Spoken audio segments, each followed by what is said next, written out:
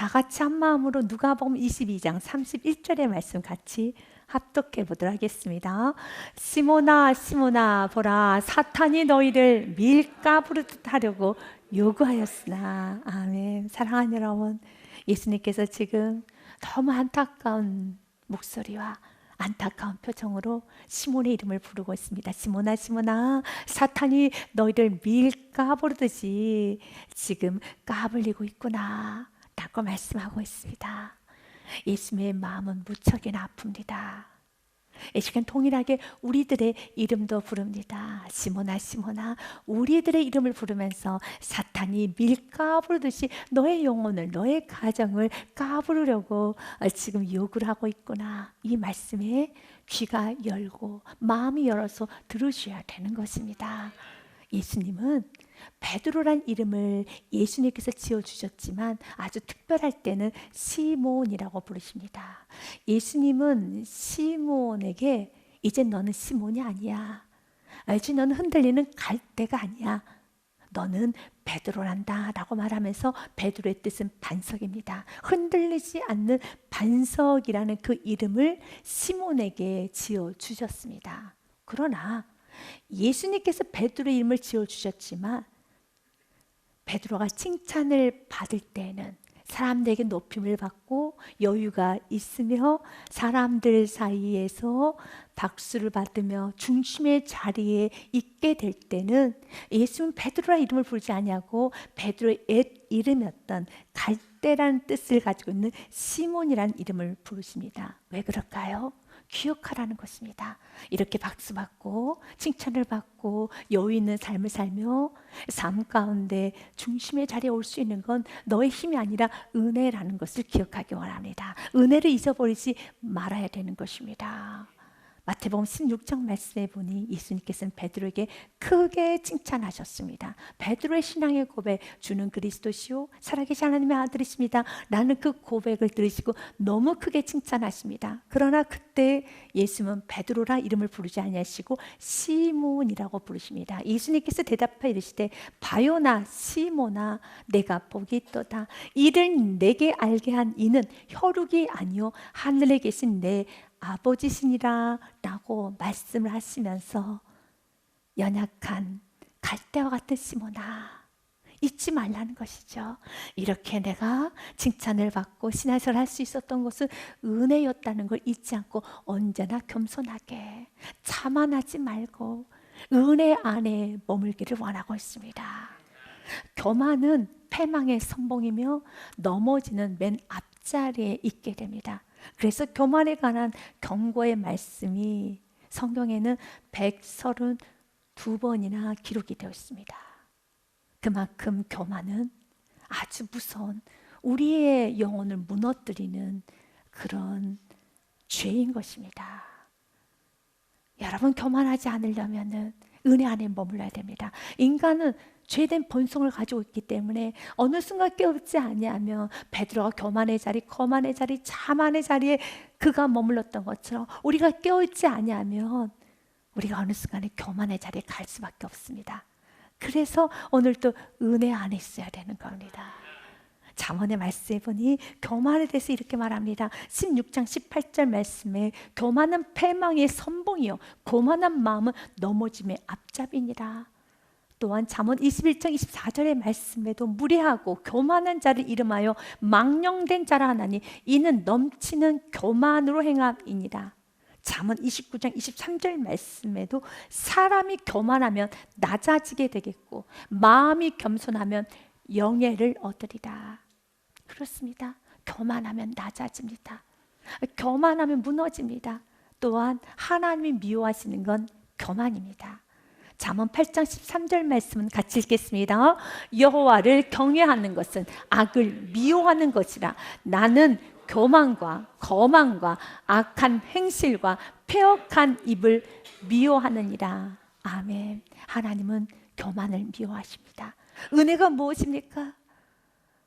내가 아무것도 하지 않았지만, 아무 공로 없지만 오직 주님의 은혜로 여기까지 왔고 주님의 은혜로 인생이 세워지고 가정이 세워졌다라면 그 은혜를 동시에 내가 죄 가운데 있을 때도 그 은혜를 붙잡고, 죄인 되었었을 때 나를 구원하신 예수 그리스도 붙잡고 일어서기 원합니다. 은혜로 사는 자는 죄 가운데 넘어질 때도 은혜를 붙잡아야 되는 것입니다. 로마서 5장 8절 말씀에 보니 이렇게 되어 있습니다. 우리가 아직 죄인 되었을 때, 좀 괜찮을 때가 아닙니다.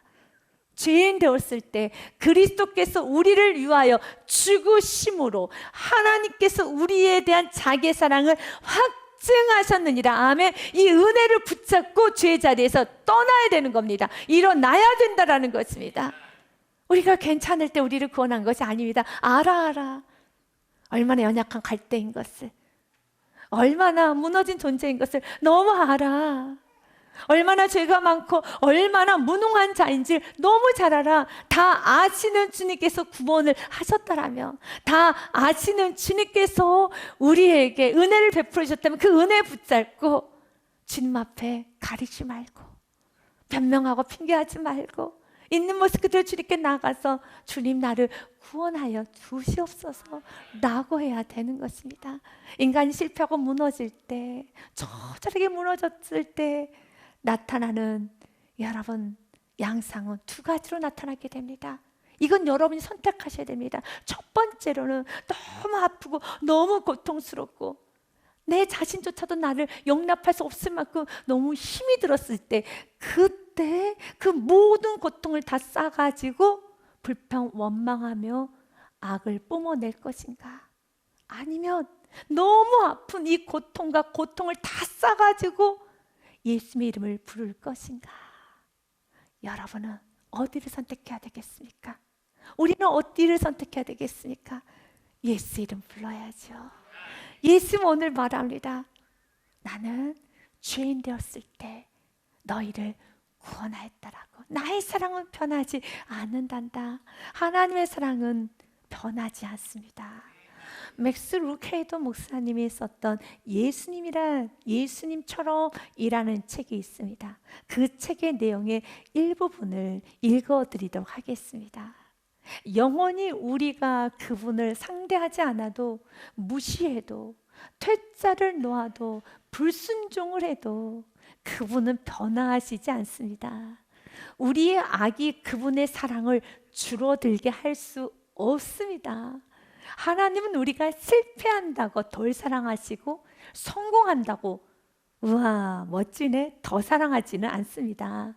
하나님의 사랑은 끝이 없는 사랑입니다. 하나님은 당신을 있는 그대로 사랑하십니다. 그러나 그대로 두시지는 않습니다. 하나님은 당신이 예수님처럼 되기를 원하십니다. 아멘. 맞습니다. 하나님의 사랑은 변하지 않습니다. 하나님의 사랑은 흔들리지 않습니다. 그러나 우리가 변화되기를 원하며 하나님은 내버려 두거나 그대로 두시지 않습니다.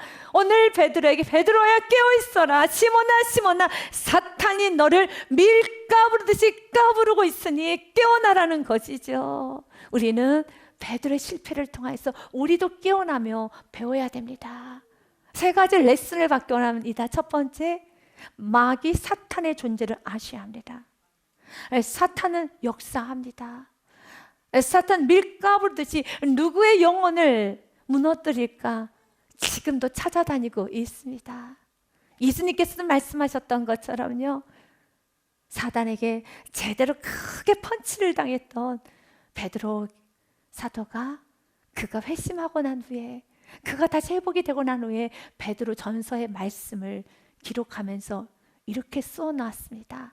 근신하라 깨어라, 너희 대적 마귀가 우는 사자같이 두루 다니며 삼킬 자를 찾나니 라고 했던 것처럼 사탄은 두루 다니며 삼킬 자를 찾고 있습니다. 사탄은 건들지 못할 영혼은 없습니다. 사탄에게 있어서 저 영혼은 어렵다, 저 영혼은 안 되겠다, 그런 영혼은 없습니다. 사탄이 굉장히 허무맹랑합니다. 사탄은 어리석은 존재이기 때문에 한계가 없이 허무맹랑합니다. 그 허무맹랑함이 예수님에게까지 가서도 시험했던 것이 사탄입니다. 어떻게 예수님에게 시험할 수 있겠습니까? 사탄 알아요. 자신이 예수님에게 시험하면 자신이 무너질 걸 압니다. 예수님 앞에 박살날 걸 압니다. 박살날 걸 알면은 예수님께 나아가서 시험하면 안 되잖아요. 그런데도 합니다. 우리의 영혼을 빼앗아 가지 못하고 우리의 이름을 생명책에서 지울 수 없다는 것도 알고 우리의 구원이 취소되지 않는다는 걸 사단은 너무 잘 알아요. 잘 알기 때문에 우리를 망가뜨리는 거예요. 우리를 부셔뜨리는 거예요. 예수님께서 40일 금식기도 하고 난 후에 가장 먼저 찾아온 영물은 사단입니다. 그래서 예수님께 유혹을 합니다. 예수님, 돌덩이를 떡덩이로 만드십시오 라고 먹을 것 같아 유혹합니다. 하나님에 대해서 의심하게 합니다. 그리고 명예욕으로 예수님을 흔듭니다. 예수님이 명예욕이 흔들리겠습니까? 예수님이 먹는 거에 흔들리겠습니까? 예수님이 하나님이신데 어떻게 의심이 되겠습니까? 말도 안 되죠. 그런데 그 말도 안 되는 걸 사단은 알지만 사단은 공격해요. 사단은 멈추지 않습니다. 그래서 사단의 속성을 알아야 되는 겁니다. 밀 까부르듯이 너희를 까부를 것이다 라고 하죠. 어른들이 이런 말이 있지 않습니까? 까분다란 단어는 이 밀 까부르듯이에서 나오는 말인 겁니다. 그래서 우리 자신이 교만으로 까부러질 때, 우리가 자만으로 까부러질 때, 베드로처럼 지금 과신으로 하염없이 마음이 높아질 때 예수님의 경고의 말씀을 잘 듣고 마음을 낮출 수 있는 은혜가 있어야 됩니다. 그 말씀을 귀하게 여길 수 있어야 됩니다. 사탄, 그 존재를 아셔야 됩니다. 그러나 그 사탄을 두려워할 필요는 없습니다. 그 사탄은 이미 무너진 존재이고 은혜 안에 거하는 자에게는 사탄은 역사할 수가 없습니다. 그래서 두 번째 레슨을 받아봅시다. 베드로가 무너졌던 이유는 과신해서 그렇습니다. 확신과 과신은 다릅니다. 확신은 예수를 믿는 믿음으로 충만함이 확신입니다. 그러나 과신은 자기 자신의 믿음, 자기 자신의 의지, 결단, 자기 자신의 결정을 믿는 것이 과신입니다. 예수님은 말씀하셨죠. 시몬아 라고 말씀하셨죠. 시몬아 기억해. 너가 은혜로 살았던 건 이것은 은혜인 것이야. 그래서 내가 신앙생활을 잘 해오고 난 다음에 자신의 신앙생활의 연수를, 자신의 신앙생활을 자랑하는 건 의미가 없어요. 주님께서 붙잡아 주셨기 때문에 내가 올 수 있는 것이지, 그 자신의 삶을 자랑하면서 자기 자신을 과신하며 나는 예수님을 떠나지 않습니다. 이제 나는 결정했습니다. 내가 아무리 결정하고 내가 아무리 주를 떠나지 않겠다고 하여도 나는 나의 신앙을 지킬 수 없습니다. 오늘 또 신앙을 지키는 거 은혜 안에 머물면서 내가 어디서 구원받는 걸 기억하고 감사하며 사는 것입니다. 베드로가 예수님께 이렇게 말합니다. 누가복음 말씀에 보니 예수님, 모두 주를 버릴지라도 나는 결코 주를 버리지 않을 것입니다 라고 말을 합니다.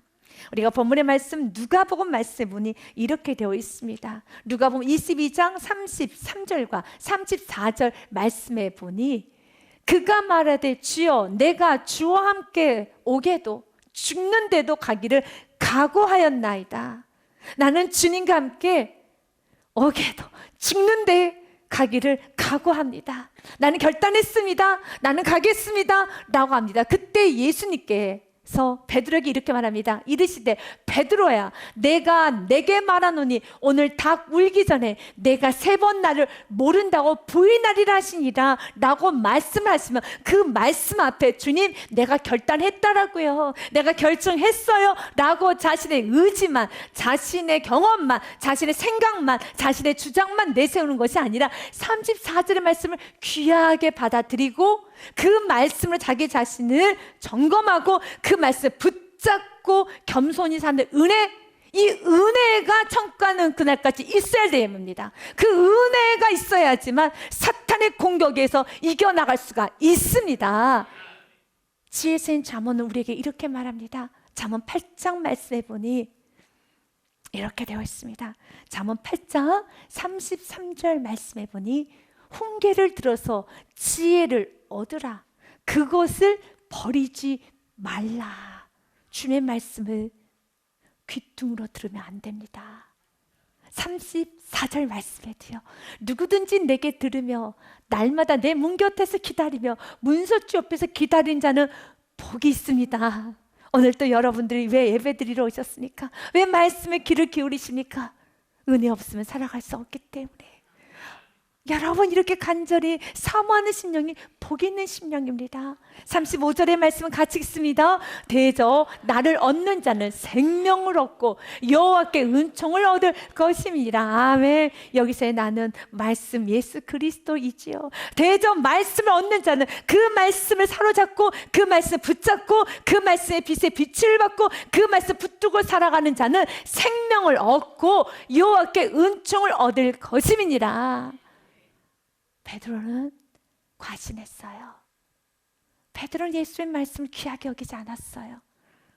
자신의 믿음만, 자신이 예수님을 사랑하는 그 마음만, 자신의 생각만, 자신이 지금까지 예수를 위해서 헌신했던 모든 삶만을 주장하면서, 예수님, 내가 배와 그물까지 버렸는데 설마 예수님, 저 그런 사람 아닙니다. 저 그렇게 쉽게 배신하는 그런 사람 아닙니다. 라고 주장만 합니다. 그리고 동일한 말씀을 기록하고 있었던 마태복음에는 베드로가 26장 33절 말씀에 보니 모두 다 주를 버려도 나 베드로는 버리지 않을 겁니다. 나는 말합니다. 베드로가 대답하여 이르되 모두 주를 버릴지라도 나는 결코 버리지 않겠나이다. 사람들 앞에서 자신의 믿음을 자랑합니다. 자신의 믿음을 높입니다. 지금 사단이 밀 까부르듯이 까부르고 있다라는 예수의 말씀이 이루어져 가고 있어요. 이미 사단에게 밀 까부르듯이 까불림을 당하고 있습니다. 정신을 차려야 되겠죠. 정신을 차려야 되겠죠. 그래서 깨어나야 되는 것입니다. 주님 오늘 우리에게 말합니다. 깨어나라는 것이죠. 자신의 연약함을 알고 시몬인 것을 기억하고 은혜를 알고 언제나 그 은혜를 잊지 않고 내가 연약하면 연약할수록 나의 부족함을 고백했다라면 더 말씀을 귀하게 여기고 더 예배드리고 더 기도하며 주님의 은혜를 삼은 아주 겸손함의 자리로 나아가는 그 은혜, 주님이 오늘 우리에게 주시기 원하는 은혜입니다. 주님께 나아가시기를 바라겠습니다. 여러분이 잘 아는 미국의 16번째 대통령 링컨, 그의 삶의 여정을 보면 그의 신앙의 생활의 모습을 알 수 있는 많은 사건이 기록이 되어 있습니다. 어느 날 정세가 좋지 않았습니다. 전쟁 중이었습니다. 수많은 부상자들이 나오고 사람들이 지금 위급해져 있는 그런 상황에서 목사님이 이렇게 제안합니다. 대통령님, 지금 이렇게 상황이 좋지 않기 때문에 저희가 예배당을, 교회를 내어놓겠습니다. 잠시 예배를, 집회를 중단하고 이 예배 초소를 병원으로 개조하겠습니다. 라고 링컨 대통령에게 제안합니다. 그 제안을 들었던 링컨 대통령이 이렇게 말합니다. 목사님, 정말 고맙습니다. 마음이 너무 귀합니다. 그러나 안 됩니다. 목사님, 지금 이 나라가 어려움에 처한 것은 사실입니다. 그러나 이런 때일수록 우리에겐 교회가 필요하고 더욱 하나님을 의지하고 섬겨야 합니다. 저는 교회를 병원으로 개조하는 조치에 대해서는 찬성할 수 없습니다. 라고 말합니다. 여러분, 병원을 세우고 아픈 환자를 치료하는 거 너무 귀하고 좋은 일이죠. 그러나 이 세상을 살아가는 데는 좋은 일로 이 세상을 풀어갈 수 있는 게 아닙니다. 믿음으로 살아야 되는 겁니다. 하나님이 도와주시지 아니하시면, 하나님 붙잡아 주시지 아니하시면 병원을 100개, 1000개, 10,000개를 지어도 살아날 수가 없습니다. 그러나 하나님이 붙잡아 주시면은 이 모든 것은 다 가능하다는 것입니다. 링컨의 또 다른 말을 계속 인용해 보겠습니다. 나는 기도합니다. 나는 몇 번이고 무릎 꿇고 기도하지 않을 수가 없습니다. 그것 이외에 어떻게도 할 수 없다는 것을 확신했기 때문입니다. 나 자신의 지혜로는 그러한 사태에 대처하는데 너무 불충분하다고 생각했기 때문입니다. 여러분도 혹시 링컨과 같은 마음입니까? 나에게는 어떤 것도 할 수 있는 자신이 없고 나의 지혜로는, 나의 능력으로는, 나의 힘으로는 이 모든 사태를 대처할 수 있는 힘이 없고 불충분하다는 것을 여러분은 확신하고 있으니까, 그러면 자기 자신을 과신하고 자만하는 것이 아니라 더 예수께 가까이 나가 예배하고, 더 예수께 가까이 나가 기도하고, 더 예수께 가까이 나아가서 말씀을 듣고 그 말씀을 붙잡고 주님께서 나에게 경고하실 때, 베드로야, 때로는 시몬의 이름을 부르면서 나의 옛 모습을 기억하게 하면서 너가 어디서 구원받았는지, 너가 어떻게 구원받았는지, 연약한 갈대였던 그 시절을 주님께서 여러분 들추시면서, 때로는 베드로라고 넌 믿음 충만해 베드로라 부르실 때 있고, 또 어떤 경우는 시몬아 겸손해야 돼, 시몬아 겸손해야 돼, 또 베드로라 부르면서 베드로야 라고 하시는 것처럼, 이렇게 신앙생활 여정 가운데 주님 우리에게 시몬이라고 오시기도 하고 베드로라고 오시기도 합니다. 그럼 모두 순간순간의 메시지를 잘 듣고 주님과 함께 이겨야 되는 것입니다. 주님과 함께 승리하셔야 되겠습니다. 이제 세 번째 레슨을 받기 원합니다. 여러분, 오늘 귀한 말씀에 너무 소망이 되는 말씀이 있습니다. 그럼에도 불구하고 예수님은 베드로를 위해서 중보기도 하셨습니다. 나에게는 강력한 중보기도자가 있습니다. 예수님이 시몬의 이름을 부르면서 뭐라고 하셨습니까? 시몬아, 시몬아, 사탄이 너희를 밀가부르듯 하려고 요구하였으나, 이렇게 사탄이 너를 망가뜨리려고 하는구나. 그러나 32절은 같이 읽습니다. 시작. 그러나 내가 너를 위하여 내 믿음이 떨어지지 않기를 기도하였노니 너는 돌이킨 후에 내 형제를 굳게 하라. 아멘. 예수님이 여러분을 위해서 기도하고 계십니다.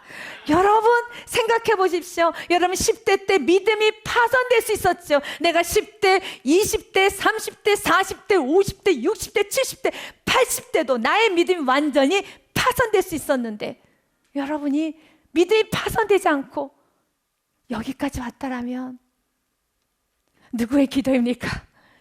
예수님의 중보의 기도이죠. 교회의 기도이죠. 사랑하는 이들의 기도이죠. 여러분 기억하셔야 되는 겁니다. 주님 오늘 우리가 기억하기 원합니다. 내 믿음이 떨어지지 않기를 예수님은 기도하고 계셨어요. 로마서 8장의 말씀에도요, 베드로만을 위해 기도하는 것이 아니라 너희를 위하여 내가 기도할 것이니 두려워하지 말아라, 가하고 담대하여라 라고 말하는 겁니다. 누가 정죄하리요? 죽으실 뿐 아니라 다시 살아나신 이는 그리스도 예수시니 그는 하나님 우편에 계신 자요 우리를 위하여 간구하시는 차신이라. 여러분에서 중보기도하고 계십니다. 그러면 예수님께서는 여러분에서 기도하시는데 무엇을 놓고 기도하십니까? 32절 말씀에 보니 예수님의 기도의 제목은 한 가지입니다. 우리는 예수님께서 나의 물질의 문제를 언급해 주시기를 원하실 겁니다. 나의 취업의 문제, 나의 직장의 문제, 결혼의 문제, 사업증의 문제, 자녀의 문제, 이런저런 문제를 예수님께서 언급해 주시기를 원하시지만, 예수님은 콕 집어서 한 가지만 해서 기도하신다고 합니다. 무엇을 놓고 기도합니까? 내 믿음이 떨어지지 않기를 기도한다고 하십니다. 결론은 베드로가 실패한 이유는 믿음이 떨어져서. 믿음이 떨어지면 세상에서 이겨나갈 수가 없습니다. 베드로가 믿음 충만할 때는 바다 위를 걸어갔어요. 그럼 믿음이 떨어지기 시작하면은 바닷속에 빠졌어요. 베드로가 왜 실패했습니까? 베드로가 왜 부인했습니까? 저주까지 했습니까? 베드로가 이렇게 무너져 있습니까? 믿음이 떨어져서 그래요. 그래서 나는 너희들의 믿음이 떨어지지 않기를 기도하고 있단다. 왜 믿음이 떨어집니까? 여러분, 믿음의 대상은 예수 그리스도입니다. 예수 그리스도께 떨어지고 멀찍이 가면은 믿음 떨어져요. 그러면 나는 죄의 자리로 가게 돼 있어요.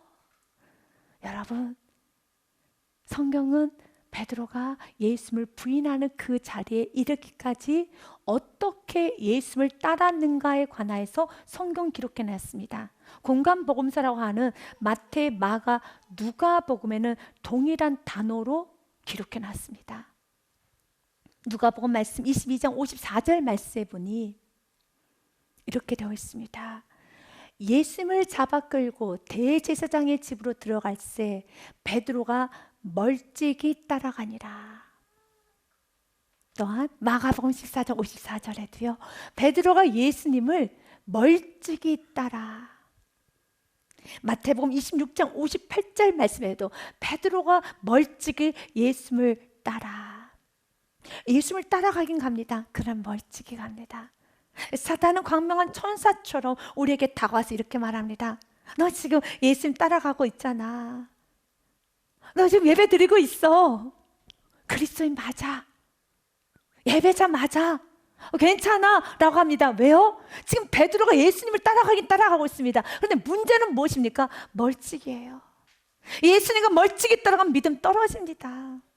예수님과 멀찍이 가면 믿음 떨어집니다. 그런데 사단은 그래도 너 지금 예수님 따라가고 있잖아. 괜찮다라고 합니다. 그 멀찍이 예수님을 따라가다가 결론은 예수님을 부인하지요. 예수님을 저주하지요. 여러분 기억하셔야 돼요. 멀찍이는 우리 신앙, 우리 믿음이 떨어지게 되는 겁니다.